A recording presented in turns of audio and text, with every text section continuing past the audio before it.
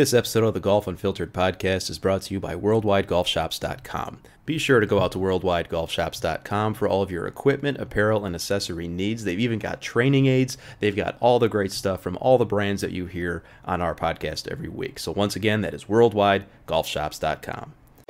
You're listening to the Golf Unfiltered podcast, your source for in-depth interviews with the biggest names, brands, and personalities in golf. Our mission? To keep you informed and help you enjoy the game even more. And now, the owner and host of the Golf Unfiltered podcast, Adam Fonseca. That's right, ladies and gentlemen. Welcome back to the Golf Unfiltered podcast. I am your host, as always, Adam from GolfUnfiltered.com. You know where to find us on social media at Golf Unfiltered. Send us your emails, golfunfiltered@gmail.com. You can also find us at thehackersparadise.com and on their mobile app. You can also subscribe to us on iTunes or Spotify, either on the Golf Unfiltered feed or over at the Hackers Paradise. And, of course, hello to our friends over at Cleveland and Srixon Golf. Now, an interesting thing happened before we get into today's guest. For those who follow along on social media, as well as those who may frequent the Hackers Paradise forums, you know that I had a bet recently, and I guess if you've listened to the podcast for the last few episodes, you know I had a bet recently with our good friend JB, Josh Babbitt over at the Hackers Paradise, where a reader was able to take the one-length challenge. They played I think it was 5 rounds and then a few range sessions with one-length irons from Cobra Golf to see if they could make the switch from variable length irons. I was on one side where I am not a fan of one length irons. JB is on the other side, of course, and he won. So he now gets to pick my golf bag for next year. And not just the bag itself, but everything that goes into the bag. But it will remain within the family of Cleveland, Srixon, and Zegzio. And at the time of this recording, I do not know what that will be yet. So excited, scared, anxious to see what's going to happen and what clubs I'll be playing throughout the 2020 season, but they will have those names on them. Today's guest is Mr. Paul Lytelt. He is from PC Golf Customs. He is a small business owner that I actually connected with through a mutual, I guess you could say, acquaintance that I actually bumped into playing golf one day. And Paul is in the Chicagoland area for work. He actually lives out in Indiana. He's a metal worker by trade, and what he does on, I guess, his free time, much like what I do with this podcast, is he creates ball markers. He creates divot repair tools. He does other golf-related things out of metal that are absolutely phenomenal. Now, if you followed on social, as I mentioned before, you have seen pictures of the 2 ball markers. Paul was very generous to send me 2 ball markers, custom-made for Golf Unfiltered, one featuring the GU Shield that you all know and love, and then the other, kind of a custom design that he went with, some lettering that spells out Golf Unfiltered, and you'll see pictures of both of those in the show notes as well as on our website. Absolutely stunning work. I mean, this guy builds everything from hand, quite literally. He's not just stamping metal that is pre-pressed. He presses the metal, pours the metal, presses the metal, designs everything to the spec that I wanted or any of his customers wanted, and he is a true artist. And the reason I laugh is because Paul does not like to refer to himself that way, but he truly, truly is. And so we go into a lot of conversation today about how he got started. You guys know I like talking to small business owners like this because there's just a uniqueness about their passion. Obviously, any business that's ever started as a small business in some regard. And I just love the hustle that Paul has. I love the hustle that people like him have to bring their passions, to bring their art, in this case, to the rest of us. And it's always great to hear when someone's doing good for themselves. It's nice to hear success stories in this arena. And so we go into all of that today in today's conversation. So sit back and relax. Probably a pretty decent gift to buy your those last few people on your shopping list if you didn't have the chance to get to them before the holiday. It's never too late, folks. You're going to be able to go out to PCGolfCustoms.com and you're going to see exactly what I'm talking about with Paul. And we will be right back with Mr. Paul Lytelt from PC Golf Customs. I know you love the game, even though it drives every single one of us crazy. Hi, this is Bill Hobson, and I host the 4 Golfers Network podcast, where we celebrate golf in every way imaginable. You'll hear interviews with the biggest names in the sport, travel features, special contests, and we even take your calls. So after you listen to Adam and Golf Unfiltered, give us a try. Subscribe to the Four Golfers Network podcast, that's F-O-R-E, on Apple Podcasts, Google Play, and everywhere else podcasts are found. And welcome back, folks. As I mentioned at the top of the show, very excited to bring on another small business owner, Mr. Paul Leitelt. He is the brainchild. He is the man in charge over at PC Golf Customs. They are a handmade golf accessories company that, Paul, you and I actually connected over Instagram. How are you this evening?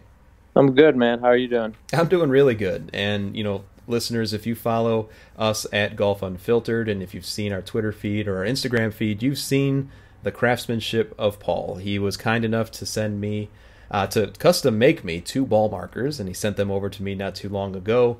They are absolutely fantastic, Paul. So first and foremost, I want to say thank you for doing that. That was very kind of you. I think they're fantastic. Thanks, man. I appreciate that. Thanks for having me on the show. Absolutely. So before we get into your background, I understand that you met who was, I guess, a mutual friend of ours playing golf. And so where did you run into to that guy? He actually found me on Instagram, which that's where I do most of, my custom orders. And he had a website, and I was explaining to him about my new website, and he's like, "Hey, have you heard of Adam over at Golf Unfiltered?" And I was like, "No, I don't think so." He's like, "Well, you should give him a follow, and I'll connect you two, and see if you guys can't do something together, and just have a good conversation." That's awesome. And the guy we're talking about, I should say, because he's probably listening. Hi, Kelvin.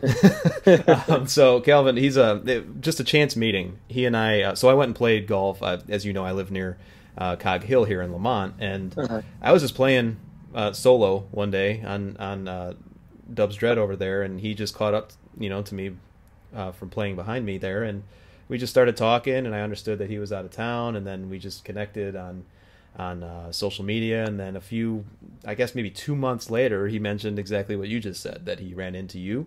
He thought I should check you out, and I'm glad that I did, because the craftsmanship that you showcase, sir, is absolutely fantastic. And on that point, why don't you tell us a little bit about what PC Golf Customs is and how you got started in it? All right.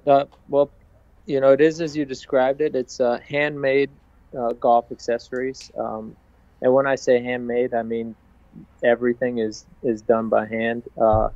Divot tools, the ball markers when I'm cutting the blanks, using manual machinery that's been around since the 40s, I believe it is. It's either 40s. It's World War II era.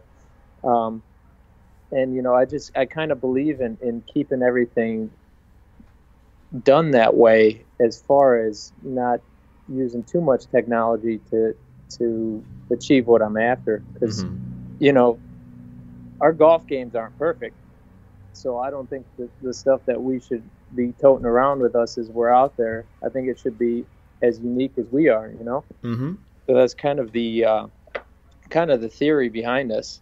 But the way I got started in it is because my family owns a brass and aluminum foundry on the south side of Chicago here, and I spend all day working with metal, whether it's grinding, doing some, drilling holes or cutting off or whatever. I even pour the metal. So, it's just kind of a part of my life. Golf is my obsession. So, I combine the two. That's a smart move, sir. And, seeing the designs that you've already created on Instagram, and folks, you can go and find Paul and PC Golf Customs at PC Golf Customs on both Facebook and Instagram. It's always funny because I like to talk to people like yourself, especially local guys, who get started. They've either got, it's either their day job already, or in your case, it's a family business. And you're obviously got this connection with the game of golf. And so have you golfed for a long time? Is this something that you started later in life, or maybe just a little background on your golf game? Yeah, I started, probably a lot of people my age started around then, was when Tiger was huge. And I remember watching him. I had never golfed before, and I'm about, I think, 12 or 14 years old around that. And I was like, well, this doesn't look that hard. So I went out to a par 3 course here in Hammond. Maybe you've heard of Lost Marsh. Oh yeah, definitely. Yeah. So I went out there to their little par 3, and it was not easy. So, just from there, it was watching him, and then, I'm a competitive person in general, and I grew up playing sports my whole life. So once I got that little itch, it hasn't stopped since. That's a good thing, and certainly, I mean, he hasn't stopped either. No, obviously, no. and we're talking, listeners. We're actually recording this episode on day 1 of the President's Cup, and Yeah, it's I just, got it on here. do you really? Yeah. So you do a lot of your work. If your live Instagram feeds are to be believed, you do most of your work just in your garage. Is that correct? Yeah. Yep. And so you are very open. You are very engaging with your followers. You've developed a pretty decent following, and I hope that it grows because the work that you do, essentially, as you describe it. I mean, you mentioned a couple things. You mentioned ball markers. You mentioned divot repair tools. What other things that? What are some of the other things that you actually create by hand, custom made for your customers? Yeah, I've done bag tags too. They fit into that category, and then something cool that I don't do too many of, but they're little. I call them cell phone stands, and the reason I started making them is because I needed something to prop my phone up on while I was stamping. So I took a slab of copper and I put a bend in it, and I started stamping some famous golf quotes on there. So there's awesome. I did the golf quote. I did Arnold Palmer, one of his quotes, and then I did the Ric Flair drip. Awesome. The Ric Flair drip one, I really didn't want to let go of, but someone made me a pretty good offer, so I said, all right, I'll let go of this one. I mean, just the natural progression from Arnold Palmer to Ric Flair drip. I mean, it fits like a glove. So, Yeah. And I mean, you've got some unique designs too. I mean, when we think of like divot repair tools, for example, you think of like the 2-pronged divot repair tool plastic that we see everywhere, but you actually take a different spin on it. You have like the one-prong design, for example. Yeah, I've been doing. My first one that I ever offered was actually a sand cast 1-prong, and we made it at work. And a little background on my family company is everything we do there is also very archaic. Like it's all handmade stuff. So when we have our guys making our molds, they're using their hands. It's not machinery operated. It's all manual. So when I say handmade, even when the cast stuff, it is still handmade. So that's how I started. It was the 1-prong cast. I'd never seen a 1-prong before. And I came across one when I was visiting my friend down in Chillicothe, Ohio. And I was like, hey, this would be cooler in metal. So I took it home and I cast it. And I ground it up and I stamped it. And I was like, hey, you know what? There's probably some money in this. And at this point in time, I really hadn't had an Instagram. My wife, which was my girlfriend at the time, had one. She made me get it so she could tag me in pictures and stuff. So I didn't know it was really even out there until, we have the stamps. I've had them around the shop since the 50s. So it just was kind of a weird thing to connect with. I love hearing that too, because guys like yourself getting started out, you didn't really have an online presence, at least in terms of social media, and then you discover the benefits of having it. When was that moment for you specifically as it pertains to the things that you design? I've been trying to think, because last time when I was live, you were on there and you asked me when I got started, and I was trying to kind of remember those days. And I can't remember if I had seen people doing it on, and like doing ball markers before, but I must have. And I was like, well, you know what? If people are doing this, I can do this too. Let's see. And when I first started, man, it was rough. I'm not gonna lie. In what way? Just not noticing you, or how was it? No, I mean just the work. I leave those pictures up so I could, if you scroll way back in my feed, you'll see the early days, and you'll be like, "Whoa, no wonder it was rough." but I leave those up there because it's part of my development as, as a worker, and as what I learned through doing this stuff. And as you have seen as well, and listeners to this know, I mean, like the artisan upstart golf company making things by hand, that is extremely popular right now. And it is. Yeah. I'd imagine that, someone like yourself who's skilled in what you do, finding that opportunity right now at the time that you did, that's pretty much a home run, wouldn't you say? Yeah, it's been good. I mean, there's up and down times, and it's like a normal business, but it's really fun to connect with people, and had some friendships develop out of this, and to see other people's creative ideas and be able to make them come to life. It's really fun. Speaking of people you've connected with, and listeners, you can go to pcgolfcustoms.com to view Paul's website. You've also connected with tour players. So I'm looking at your gallery, for example. I see Ryan Moore, I see John Rahm, I see Kevin Streelman and Kenny Perry and others. How did you get those connections? Was that something that you connected via social media, or do you go to tournaments to kind of show your stuff? It's a little bit of everything. So my brother-in-law is pretty well connected out in the golf scene in Arizona, and he has been a big part of helping me along here, because he's connected me with not only tour players, but with country clubs out there and charities that I've worked with, and he's been essential in my exposure. So he's helped me a ton with meeting guys and getting my stuff in people's hands, and he was actually during the BMW I had the chance to have dinner with Ryan Moore, which was pretty cool because he's about one of the nicest guys I've ever met. And he gave some suggestions on, hey, I love your stuff, but I like it a little more if it was smaller.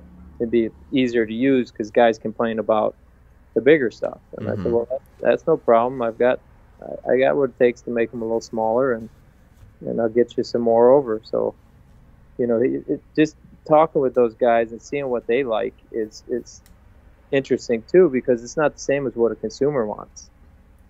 Well, that's interesting because on that point, there are differences, and Ryan Moore, certainly, as you know, a small business owner himself, as opposed to being a hell of a golfer, right. A little bit more on that point, So what are some of the differences that you've seen, aside from just the size of the products you make, that the touring pros that you've worked with have requested? Well, one guy that I've worked with a decent amount is Graeme McDowell, and he found me through Instagram. And so every once in a while I'll send him down a prototype thing to test out, and he'll give me his feedback. So I'm not sure how often these guys use songs and all that. So I noticed, he told me, hey, I'd like it to be smaller. I like mine smaller and lighter. And then I was watching the Century Tournament of Champions in Hawaii, and I noticed DJ was using a golf tee. And I was like, well, why is he using a golf tee? I was like, why does everyone carry a 2-prong that weighs, half a pound when he's using a golf tee? Right.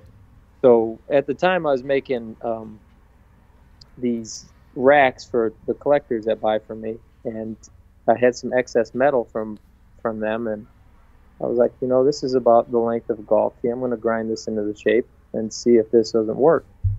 And that became one of my biggest products, and it's all because of talking to Graeme McDowell saying, hey, I want this thing smaller. Can you make it smaller? And those are the toothpick designs I'm seeing on your website. Yep, exactly. And they've been very popular. I think people are starting to see the usefulness and the fact that you don't want to carry around 5 pounds of change in your pocket.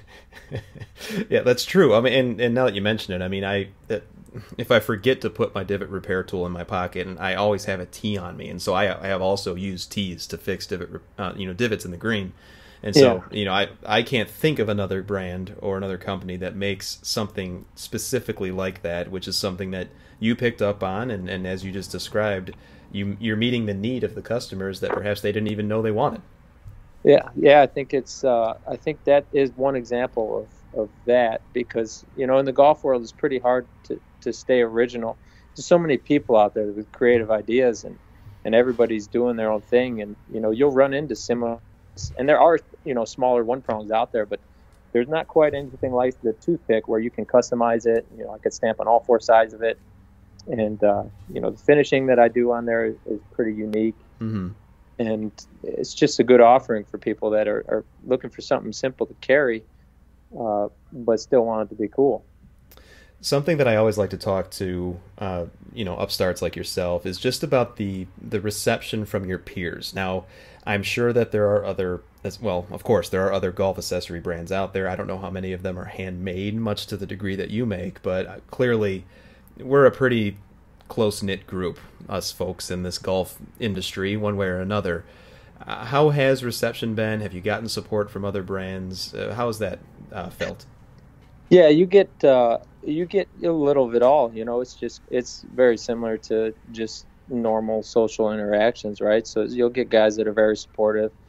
You'll get guys that are wanting information from you. You get guys that follow you just to see what you're doing. You get guys that see what you're doing and are like, hey, man, would you like to work together? So a couple examples of guys that I'm going to be working with here soon is Micron Milled, who does some incredible machine work, and he does these really, really amazing inlays with wood and metal. I mean, he's got to be the best at it.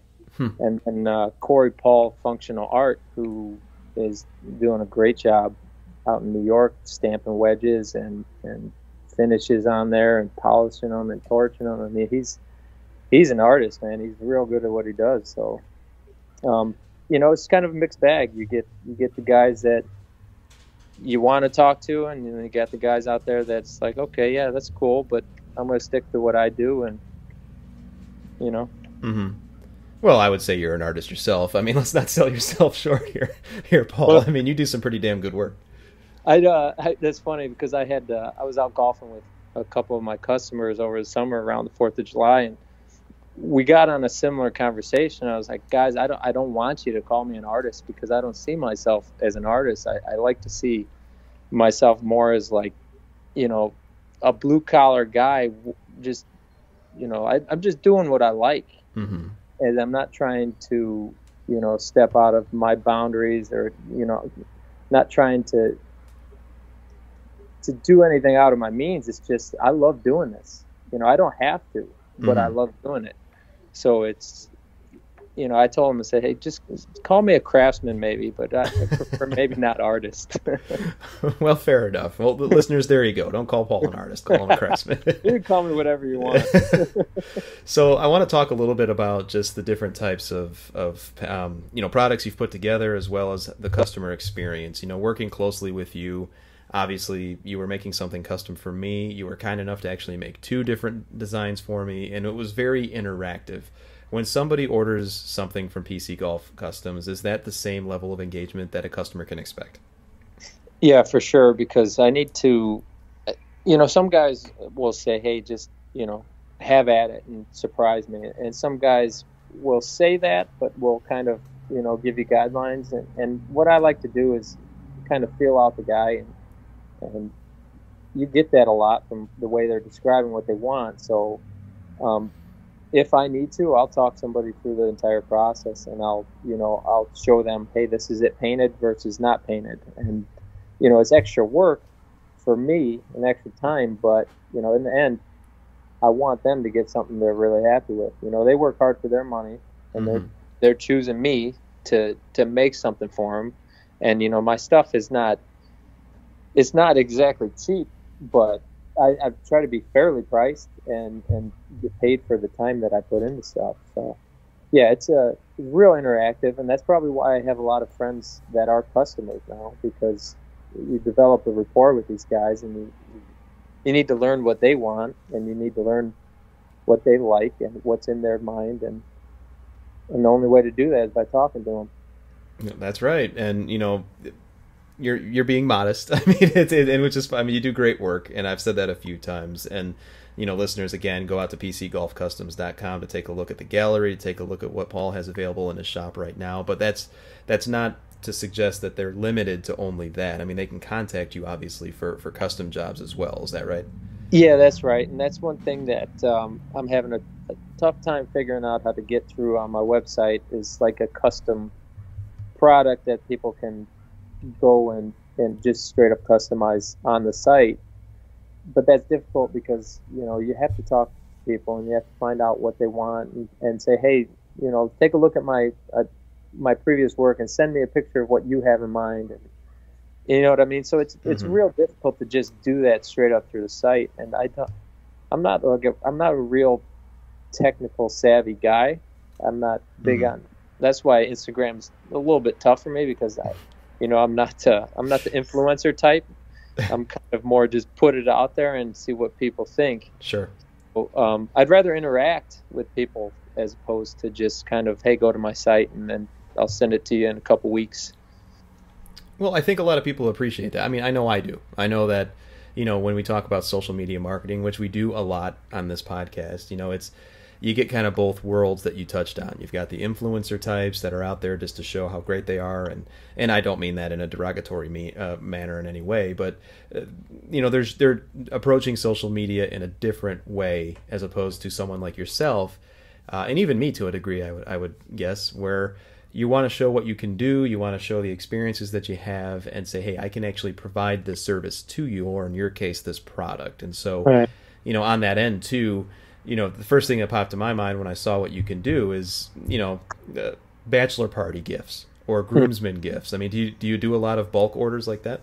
I do, yeah. I just finished up one where they had a custom stamp made, actually. So that was pretty cool. But yeah, I do, like the golf trip guys are, they seem to be a little more serious about what they want, and they're super fun to do because these guys are all pumped up for these trips, and to be like a little part of that, the little added bonus to their trip, they get this cool piece of metal that they can mark their ball with. It's pretty cool. So yeah, I get a lot of that, but mostly golf trips. I'm trying to get into some country clubs and get into some pro shops because I think it'd be a great fit, and I would love to work with them. But yeah, that was really my next question, is if you've had the chance to interact with any courses or clubs, have any shown interest up to this point? Yeah, I'm sure you've played Harborside, right? I've actually not. Oh man, I know. Every time I say that, people have the same reaction. That's one of my goals in 2020 is to get out there. But they've reached out to you. Yeah, I've actually become buddies with the pro there, Lane, who's a really, really nice guy. Man, we should get out there together this spring. We should, man. Totally. Yeah. I need to get out there. I don't know why. I have no excuse. I'm just a horrible Chicagoan. It's so good out there, dude.